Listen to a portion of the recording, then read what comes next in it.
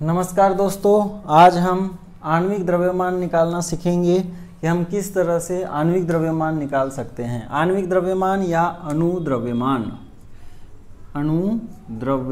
किस तरह से अणुद्रव्यमान को ज्ञात किया जा सकता है। इसको मॉलिक्यूलर मॉस भी बोलते हैं। देखते हैं दोस्तों किस तरह से हम अणुद्रव्यमान ज्ञात कर सकते हैं। तो सबसे पहली बात यह है कि अणुद्रव्यमान का ज्ञात करने के लिए कि कोई भी यौगिक है, किसी भी यौगिक का अणुद्रव्यमान या आणविक द्रव्यमान कितना होगा, ये ज्ञात करने के लिए सबसे पहले आपको परमाणु द्रव्यमान याद रखना आवश्यक है।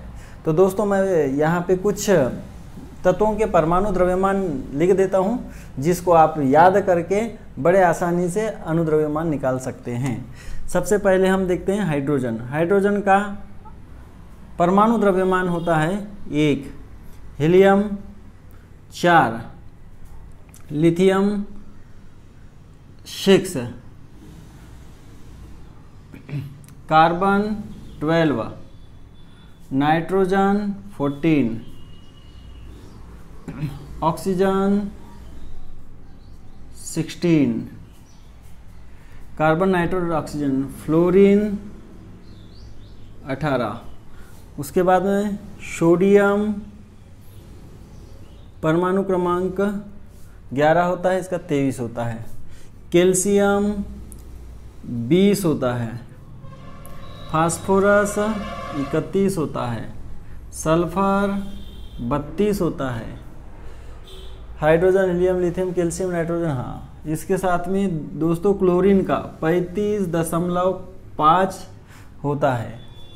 और भी हमारे पास में मेन तत्व हैं जिनके परमाणु क्रमांक, जैसे पोटेशियम है। पोटेशियम का परमाणु द्रव्यमान 40 होता है।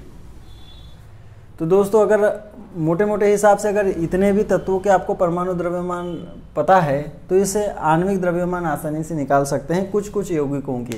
यदि सभी यौगिकों के आपको आणविक द्रव्यमान निकालना है तो सभी तत्व जो भी तत्व उपयोग हुए हैं उन सभी का आपको आणविक परमाणु द्रव्यमान पता होना चाहिए, तभी हम अणुद्रव्यमान निकाल सकते हैं। तो हमारे पास में ये अणुद्रव्यमान निकालने के लिए देखते हैं कौन कौन से यौगिक है हमारे पास निकालना है। जैसे एग्जाम्पल के लिए लेते हैं, सबसे पहला यौगिक हम सरल यौगिक के लिए लेते हैं H2O। H2O जल है दोस्तों, जल है। यहाँ पे अब देखिए कि इसका हम अणुद्रव्यमान कैसे निकालते हैं। जल देखो, इसका परमाणु क्रमांक भी 1 होता है तथा परमाणु द्रव्यमान भी 1 होता है। यहाँ 2 है हाइड्रोजन, तो 2 हाइड्रोजन का 2 लिख दिए, गुणित इसका द्रव्यमान परमाणु द्रव्यमान 1 होता है तो 2 गुणित 1 धन। यहाँ ऑक्सीजन 1 बार है और ऑक्सीजन का द्रव्यमान 16 है तो डायरेक्ट आप 16 लिख लीजिए। इसको आप बराबर कर लीजिए तो आ जाएगा 2 1 2 और 16, 16 धन 2 18। इस तरह से जो है H2O का अणुद्रव्यमान 18 निकल जाता है। मान के चलिए कि आपके पास में कार्बन डाइऑक्साइड है। दोस्तों कार्बन का परमाणु द्रव्यमान होता है 12 धन, ऑक्सीजन का परमाणु द्रव्यमान होता है 16। यहाँ ऑक्सीजन 2 बार लिखा हुआ है तो यहाँ 2 लिख लीजिए, गुना 16 कर दीजिए तो बराबर हो जाएगा 16 दूनी 32, 32 और 12 44, 44 जो है कार्बन डाइऑक्साइड का परमाणु द्रव्यमान है। मान के चलो कि आपके पास में NaOH लिखा हुआ, सोडियम हाइड्रोक्साइड लिखा हुआ है। सोडियम का परमाणु द्रव्यमान है 23 धन, ऑक्सीजन का परमाणु द्रव्यमान है 16 तो यहाँ 16 लिख दीजिए धन, हाइड्रोजन का परमाणु द्रव्यमान है 1 तो यहाँ पे 1 लिख दिए। सभी को ऐड कर दीजिए तो ये हो जाएगा 16 और 1 17, 17 और 23 40। NaOH का परमाणु द्रव्यमान 40 हो गया। सेम उसी प्रकार से मान के चलो कि आपको CaO का निकालना है, कैल्शियम ऑक्सलेट का निकालना है। कैल्शियम का परमाणु द्रव्यमान होता है दोस्तों 20, इसका परमाणु द्रव्यमान 40 होता है, परमाणु क्रमांक का 20 होता है। ठीक है, तो इसका लिख दीजिए 40। कैल्शियम का परमाणु द्रव्यमान 40 धन, ऑक्सीजन का परमाणु द्रव्यमान हो गया 16। 40 और 16 को जोड़ देंगे तो ये 56 हो जाता है। मान के चलो कि आपके पास NaCl है। NaCl का आपको द्रव्यमान निकालना है, हालांकि इसका सूत्र द्रव्यमान निकलेगा NaCl का। तो NaCl Na का 23 धन, क्लोरीन का होता है बेटा 35.5। तो यदि आप 35.5 में जोड़ देंगे तो 5 दशमलव, ये 5 में 3 जोड़ दिए तो ये 8 हो गया, और 3 दूर 5, 58.5।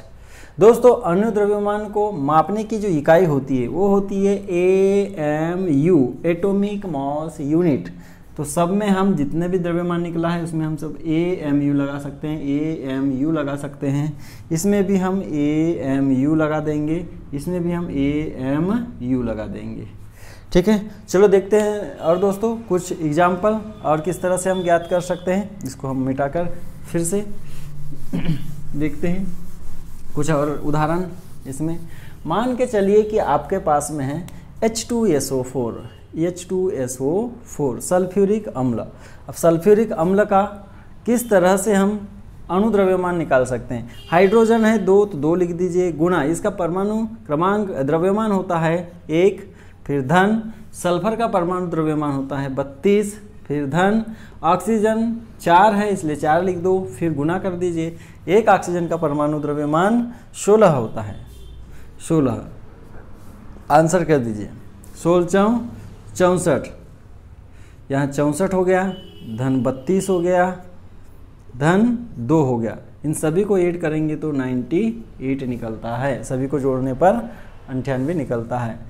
H2SO4 मान के चलिए कि आपके पास में है S3PO4, S3PO4 है, हाइड्रोजन 3 है तो यहाँ पे 3 गुणित हाइड्रोजन का परमाणु द्रव्यमान 1, धन फास्फोरस का परमाणु द्रव्यमान ये 31 है तो यहाँ पे हम 31 लिख देते हैं, धन 4 गुना ऑक्सीजन का परमाणु द्रव्यमान 16 है तो यहाँ पे हम 16 लिख देंगे। इन सभी को जोड़ दो तो निकल जाएगा, नीचे जोड़ देते हैं, 3 1 3 हो जाएगा, धन 31 हो जाएगा, धन 16 64 हो जाएगा। दोस्तों 31 और 4 34 हो गया, 34 और 64, फिर से इसका 98 निकल गया। तो इस तरह से हमारे पास में कोई भी यौगिक रहे, इस यौगिक का अणु द्रव्यमान हम बड़े आसानी से ज्ञात कर सकते हैं। यदि आपको वीडियो पसंद आया तो लाइक एंड सब्सक्राइब करिए। धन्यवाद।